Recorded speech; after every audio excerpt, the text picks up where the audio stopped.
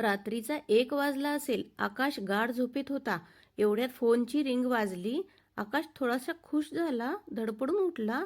त्याला वाटलं त्याची नवीनच झालेली गर्लफ्रेंड सीमाचा फोन असावा, कारण ती कोणत्याही वेळेला फोन करायची. पलीकडून आवाज आला, "वाढदिवसाच्या हार्दिक शुभेच्छा बाळा. आज माझा बाळ 25 वर्षाचा झाला. याचा मला खूप आनंद होतोय." फोनवर त्याची आई बोलत होती. आकाशच्या चेहऱ्यावरचे भाव बदलले. तो थोडासा चिडला आणि म्हणाला, "एवढ्या गाढ झोपेतून उठवण्याची काय गरज होती आई?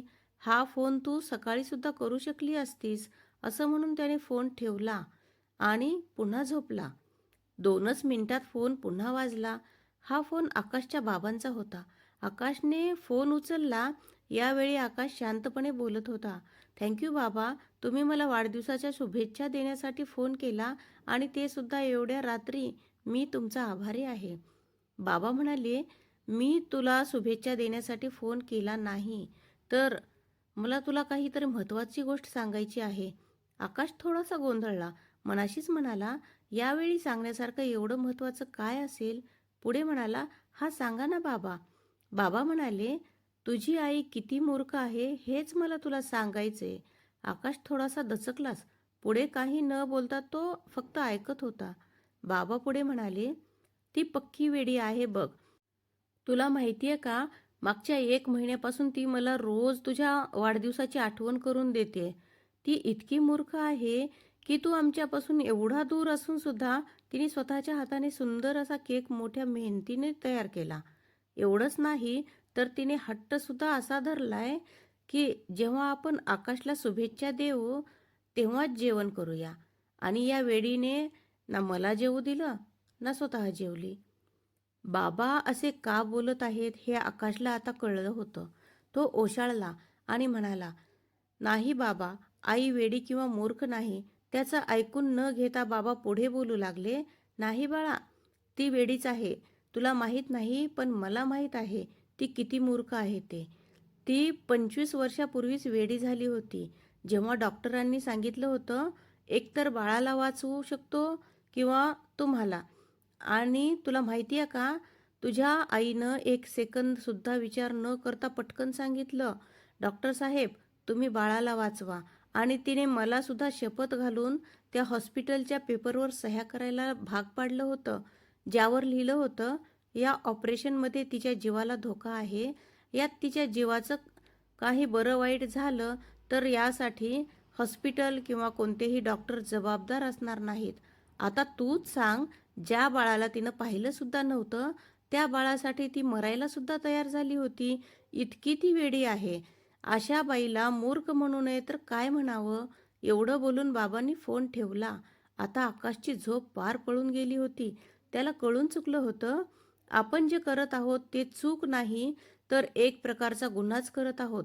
तो मनात म्हणाला, एखाद्या वेळेस एखाद्या माणसाला दुःख दिलं तर चालू शकतं, पण देवाला दुःख देणं म्हणजे गुन्हाच. आणि आई म्हणजे कोणत्या देवापेक्षा कमी नसते, हे त्याला आज चांगलंच कळालं होतं.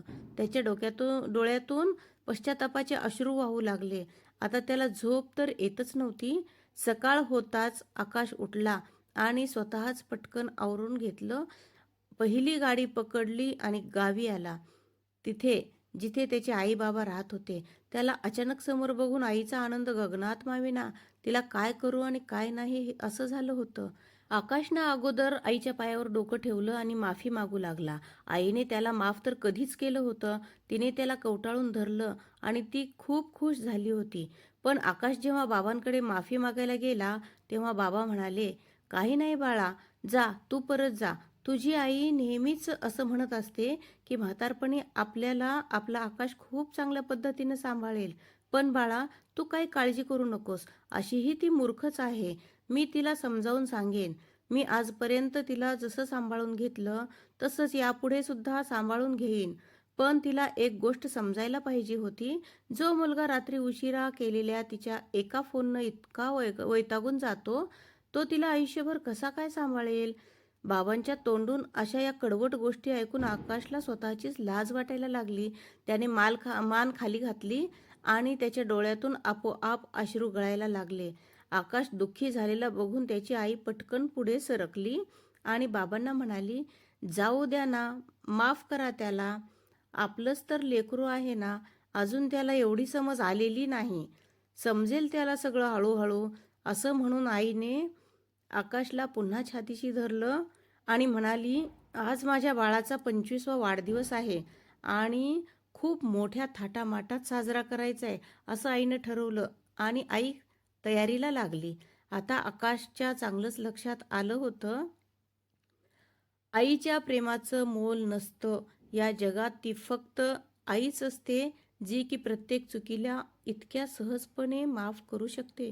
ही आजची कथा तुम्हाला कशी वाटली? कृपा करून कमेंट करून नक्की सांगा आणि कथा आवडली असेल तर व्हिडिओला लाईक करा.